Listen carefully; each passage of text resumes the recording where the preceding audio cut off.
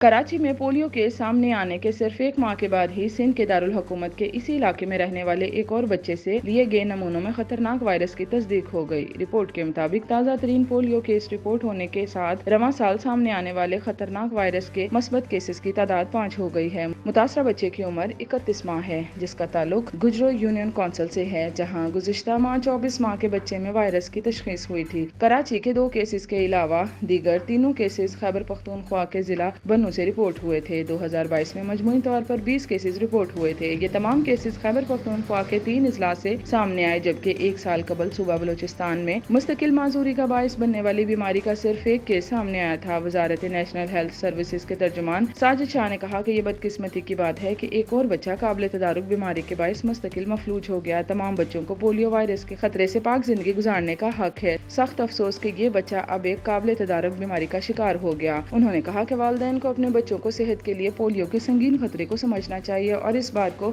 یقینی بنانا چاہیے کہ وہ پولیو ویکسین کی متعدد خوراکیں لیں اور حفاظتی ٹیکوں کے بارے میں آگاہ ہوں۔ ساجد شاہ نے کہا کہ والدین کو اس بات پر قائل کرنے کے لیے مذہبی رہنماؤں کو اعتماد میں لیا جائے گا کہ وہ بچوں کو ہر مہم کے دوران قطرے پلائیں۔ پولیو ایک نہایت ہی متعدی اور لا علاج بیماری ہے جو پولیو وائرس کی وجہ سے ہوتی ہے اور بنیادی طور پر 5 سال سے کم عمر کے بچوں کو متاثر کرتی ہے۔ وائرس اعصابی نظام پر حملہ کرتا ہے اور بعض صورتوں میں فالج یا موت کا سبب بن سکتا ہے۔ پولیو کا کوئی علاج نہیں ہے اور صرف بار بار ویکسینیشن ہی بچوں کی حفاظت کا سب سے مؤثر طریقہ ہے۔ پولیو ویکسین نے لاکھوں بچوں کو اس بیماری سے بچایا ہے، جس کی وجہ سے دنیا کے تقریباً تمام ممالک پولیو سے پاک ہو گئے ہیں۔ دنیا میں صرف پاکستان اور افغانستان اس وائرس کے متاثرہ 2 ممالک ہیں۔